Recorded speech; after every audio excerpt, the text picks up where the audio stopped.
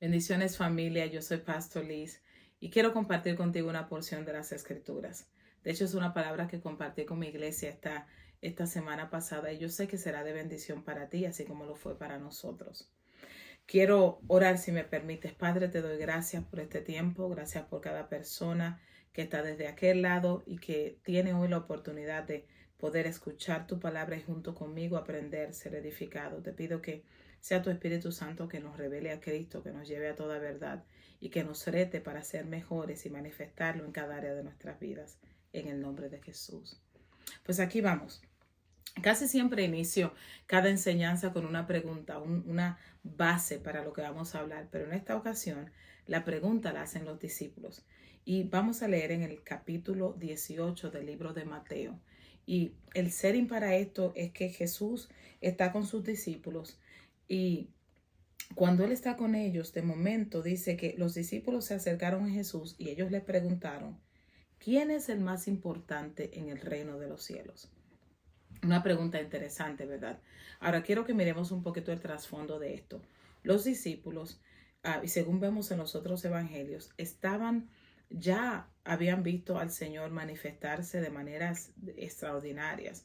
3 de ellos habían participado de la transfiguración, ellos habían visto gente ser sana, ser restaurada, habían visto el poder de Dios a través de Jesús. En, en algunas ocasiones, y específicamente en una ocasión que podemos recordar en la escritura, dice que un padre fue y le trajo a su niño que estaba endemoniado. Por una razón u otra, los discípulos no pudieron echar fuera el demonio. Me imagino que con todas estas cosas, quiero que pienses un poquito conmigo, cómo ellos estaban, cómo llega esta pregunta, ¿quién es el más importante en el reino de los cielos? Cuando nosotros nos ayudamos de otro de los evangelios, que es el que escribió el apóstol Juan, vemos que esto nos da un poquito más de luz porque en lugar de iniciarlo desde este punto, Juan lo cuenta desde su perspectiva y dice que Jesús, una vez llegaron donde iban, le pregunta a ellos, oye, ¿de qué venían hablando en el camino? Porque ustedes sonaban como que estaban discutiendo. Imagínate la tensión. Quizás a ti te ha pasado, porque a mí definitivamente me ha pasado, que me han hecho una pregunta la cual, no importa cómo yo la responda, de todas maneras se va a demostrar que estamos en problemas. Es como cuando tenemos 2 hermanos y la mamá llega y pregunta, ¿quién empezó? Y tú dices, nadie. Y Jesús le pregunta, ¿de qué venían discutiendo? Y ellos no querían decir, porque lo que ellos venían discutiendo era cuál de ellos era el más importante. Ahora, algunos de ellos habían experimentado cosas que otros no, y es un debate que es natural, tratar de conocer y de identificarse qué nosotros creemos, cuál es la posición nuestra, qué tanto hemos logrado dentro del reino, cuáles son nuestras habilidades, a qué Dios nos ha llamado, qué parte de este propósito glorioso. Sin embargo, a mí me llama mucho la atención la forma como Jesús responde esta pregunta, o más bien lo que les enseña. Y creo que es una gran enseñanza para nosotros el día de hoy. Vamos a seguir leyendo. El verso 2 del capítulo 18 de Mateo dice, Él llamó a un niño y lo puso en medio de ellos y entonces les dijo, les aseguro que a menos que ustedes cambien y se vuelvan como niños, no entrarán en el reino de los cielos. Lo primero que quiero que notemos es que ellos le están preguntando quién es el más importante en el reino, cuál de nosotros es el más importante. Pero Jesús no responde esa pregunta, sino que Él les dice, ustedes tienen que ser como niños para entrar. Así que no se me adelanten, no se trata de una posición, no se trata de lo que nosotros podamos hacer para ganarnos algo, se trata de dónde estás posicionado, cómo estás calificado, cómo estás predispuesto para entrar. Entonces, mira esto, Jesús les dice, trae a un niño, trae a un niño y les dice, ustedes tienen que ser como uno de estos niños para entrar al reino, no para determinar quién es el más grande o el más pequeño. Cuando nosotros pensamos en el pueblo de Israel, en el primer siglo, en el tiempo de Jesús, y hasta ahora los niños no tenían realmente mucha autoridad o mucha voz ni mucho voto. De hecho, lo vemos nosotros en nuestras propias casas. ¿Cuáles de nosotros se mudó y antes de mudarse esperó a que sus hijos decidieran a qué casa se iban a mudar? Me imagino que ninguno. Ninguno de nosotros esperó para hacer una compra de una casa o un carro a que uno de los niños nuestros fuera que determinara qué tipo de compra íbamos a hacer. ¿Por qué no? porque entendemos que los niños tienen una capacidad limitada y que deben depender, tienen que estar conectados y su información y su conocimiento es limitado. Entonces, siempre pensamos que un adulto es quien debe tomar las decisiones y que deben de ser guiados.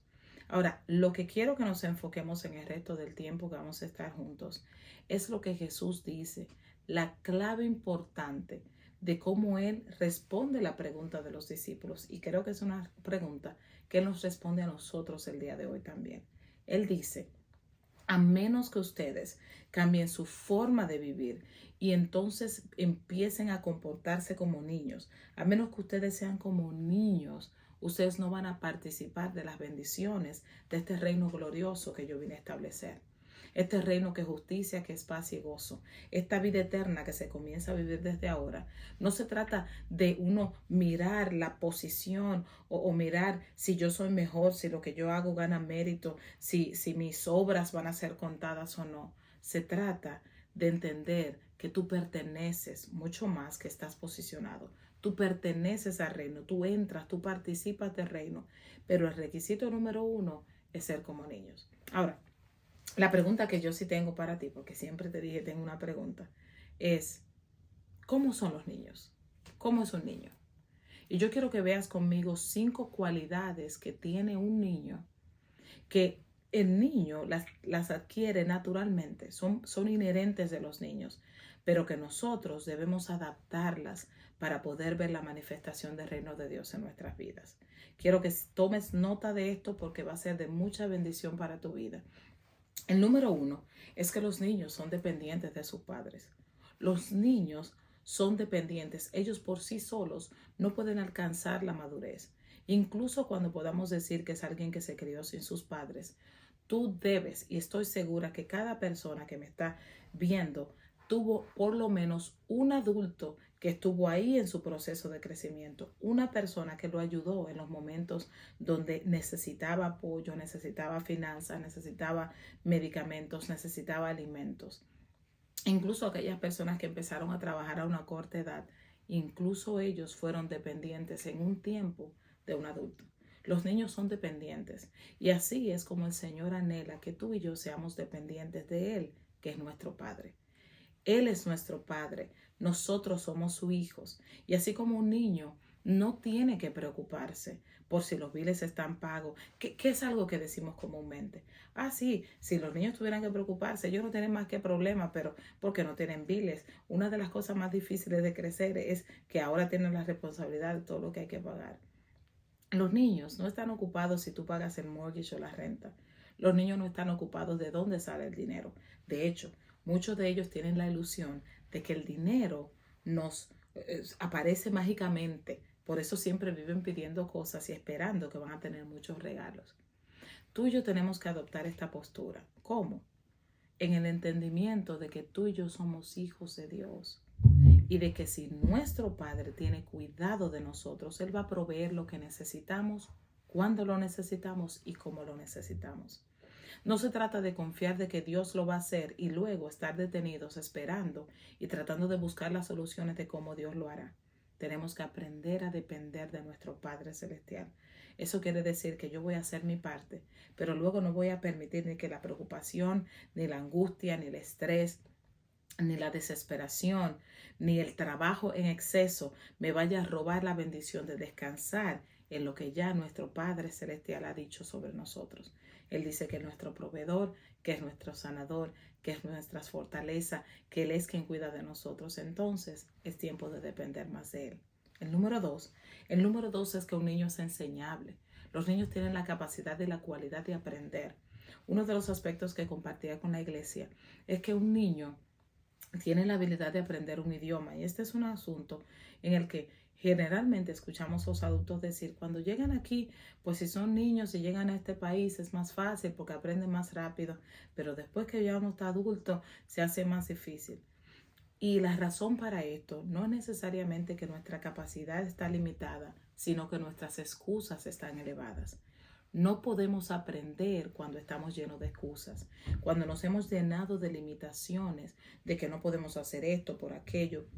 Cuando tú y yo empezamos a remover las excusas, empezamos a realmente enfocarnos en esa habilidad dada por Dios de aprender, de buscar cómo podemos mejorar, de por fin animarte y estudiar el inglés, por fin animarte y sacar esa licencia, por fin animarte y emprender ese negocio y hacer lo que es requerido para mejorar tu calidad de vida.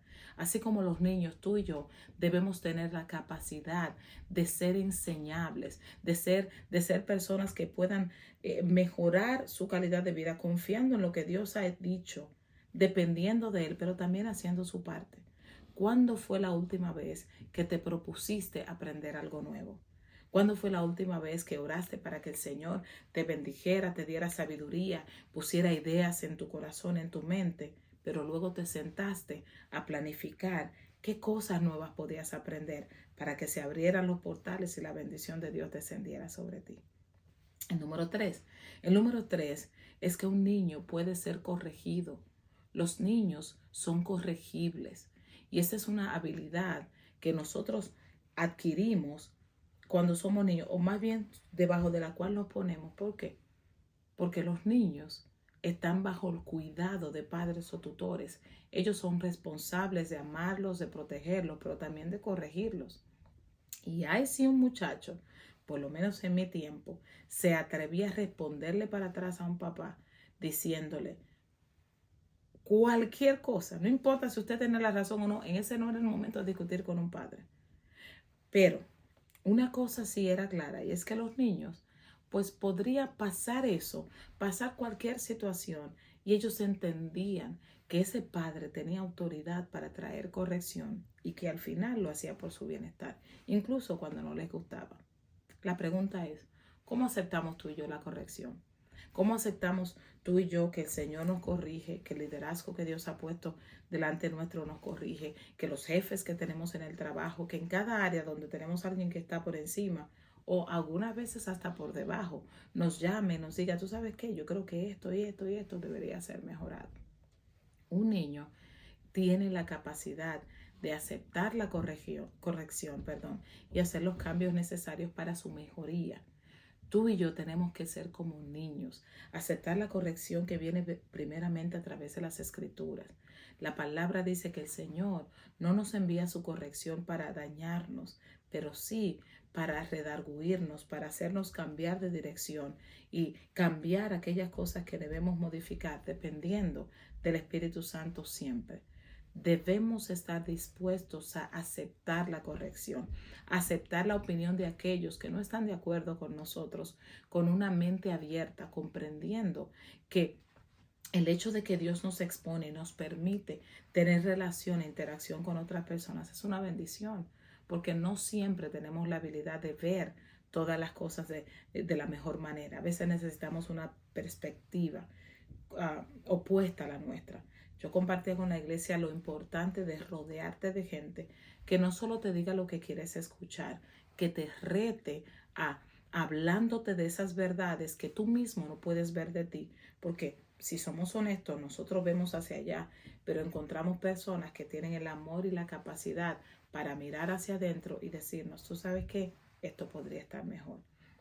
El número 4 es que un niño va en crecimiento. Los niños crecen, los niños naturalmente van creciendo. Eso es una cualidad inherente. Ahora, si yo te pregunto, ¿estás creciendo? ¿Cómo estás creciendo? Por lo general, después que llegamos adultos, ya no crecemos para arriba. Lamentablemente, empezamos a crecer para los lados. Yo espero que este no sea tu caso. En mi caso, pues un poquito. Pero mira, cuando nosotros hablamos de crecimiento, casi siempre cuando lo hablamos dentro del círculo de la iglesia, lo asociamos con solamente el crecimiento espiritual y nuestra relación con Dios. Pero ese crecimiento debe ser integral. Quiere decir que tu vida debe estar en constante crecimiento, en un avance, en una evolución, que cada día, cada mes, cada año debe haber un progreso en tu manera de pensar, tu manera de actuar, tu manera de relacionarte con los demás, tus recursos deben mostrar crecimiento, tu manera de interactuar con la gente debe demostrar crecimiento. ¿Cuándo fue la última vez que te sentaste y evaluaste cómo iba tu crecimiento? Y ese crecimiento se refleja en la forma como tú y yo podemos manejar la vida, cómo afrontamos las diferentes situaciones que vienen a nuestras vidas y podemos medir. Tú sabes que antes yo respondía de esta manera, pero ahora yo voy adquiriendo madurez, yo voy adquiriendo la capacidad de manejar los conflictos en lugar de que los conflictos me manejen a mí. Esto se hace con la ayuda y la dirección del Espíritu Santo, basándonos en lo que dice la Escritura, pero aplicando a diario las verdades que Cristo nos dejó. Y una de las bases para esto es que Él dijo que nosotros teníamos que amar a Dios por sobre todas las cosas y teníamos que amar a los demás, así como Él nos ha amado. Y la número 5 y última que quiero compartir contigo es esta habilidad hermosa que tienen los niños para olvidar rápido y amar mucho. No sé si te ha tocado que has visto un niño, o quizás en algún momento un niño que le corrigen, le quitan un juguete, se pone a llorar y al minuto viene, te abraza y te besa como si nada pasó, literalmente. Y esa estabilidad que tienen los niños de confiar. Este amar mucho y este perdonar rápido, viene porque está asociado con esa confianza que ellos tienen en esa persona, de que a pesar de que algo malo momentáneo ocurrió, a pesar de que ellos no estaban de acuerdo con lo que ocurrió, ellos pueden sobrepasar eso porque entienden que la relación con la persona es más importante que el acontecimiento de un momento. Tú y yo debemos aprender esta cualidad maravillosa, aprender a vivir cada día confiando y dependiendo del Señor, amando a todo pulmón, como yo digo, amando con todas las fuerzas de nuestro ser y perdonando. Sobre todo porque nosotros debemos siempre estar conscientes de que el perdón no es un deseo, no es una emoción, no es un sentimiento. El perdón es una decisión y una responsabilidad, sobre todo de nosotros como creyentes.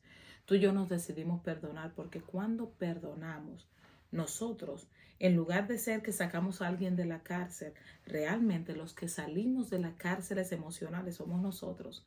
En ese momento donde nos decidimos dejar atrás el pasado, por eso se llama pasado, cuando decidimos dejar atrás los malos sentimientos, los malos entendimientos, incluso esas situaciones difíciles que la gente nos ha causado, decidimos empezar de nuevo.